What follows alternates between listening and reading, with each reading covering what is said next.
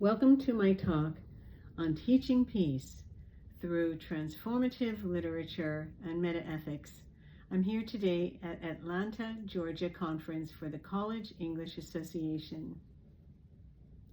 I present here a book of my case studies about the teaching of transformation through literacy, most of which originated as papers presented at various conference proceedings. They demonstrate methods for the formal study of radical compassion in settings that aim to promote and sustain peace. My studies emulate the goals of my concentration on human rights. Using reflective practice, I teach peace through transformative literary works and transformational learning styles. The key research in my field began in the 2021 Open Simulator Conference on Justice Literacy, Critiques, and Cultural Landscape. Metaethics, the philosophy of ethics dealing with the meaning of ethical terms, the nature of moral discourse, and the foundations of moral principles is central to my work. My writing has always been concerned with Zora Neale Hurston. Writing transformational books, I practice global peace through the interdisciplinary and hermeneutical study of traditional resources, historical, and contemporary forms of spiritual life, anthropological. Healing and transformation occur.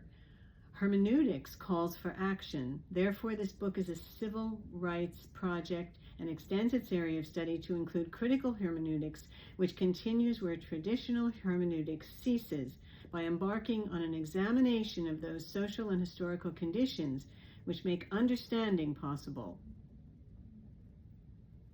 Regarding future research, I advocate utilizing an approach which blends a focus on human rights. As a teacher, I am a co-creator, and I evolve into a listener and facilitator. I build relationships with those whom I teach. Students read the works of multicultural authors and create audio presentations. In Chapter 1, I am concerned with criteria and the poetry of Rita Dove. Chapter 1. Rita Dove creates poetry of social change to bridge the common with the uncommon, the dead with the living, and the past with the present. She teaches us to live with ourselves and to be the social change we seek by sharing truths.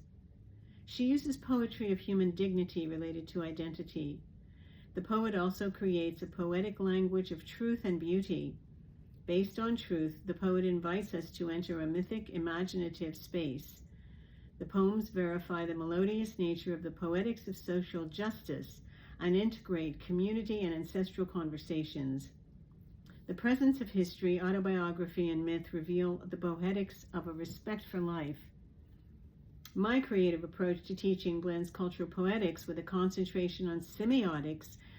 I use social justice as a paradigm. Semiotics, the philosophy and theory of functions of signs and symbols of literary texts, gives meaning to literary works. Moving forward toward the goal of praxis, I argue that hermeneutic arcs are useful for organizing and interpreting information in order to prepare critiques. Teachers set up conditions in which students learn. One of the most important ways teachers do that is by organizing students into transitional communities. The short story, as an authentic assessment tool, engages students. Metacognition refers to higher order